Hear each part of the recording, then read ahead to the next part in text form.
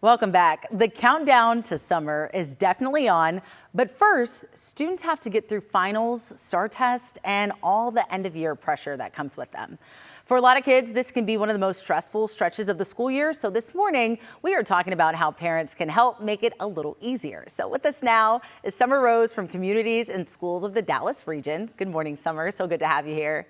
Good morning. Thank you for having me. So this can be a really stressful time for students. Why does this part of the school year feel so heavy for so many kids, and what can that stress actually present like?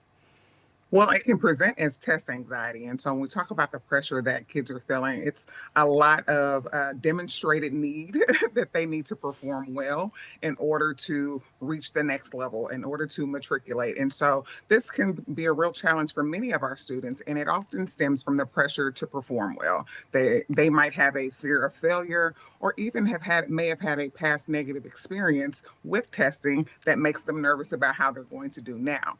And when they're nervous about those things, it impacts their ability to focus, to recall information, and even can lead to physical symptoms like headaches or stomach aches. And so when they're feeling overwhelmed and all of these things show up, it affects the way that they show up for tests like the STAAR test and like finals.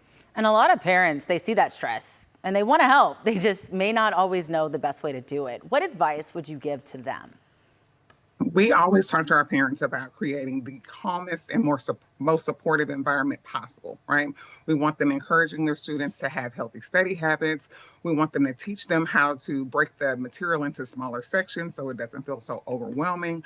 We also talk to them about sleep hygiene and how to have nutritional choices up to the test. And that really makes a big difference because then they have that already in their routine when it's time for these more heavy testing seasons. We also talk to parents about teaching their students relaxation techniques, deep breathing, mindfulness exercises to keep them grounded before a test and throughout a test.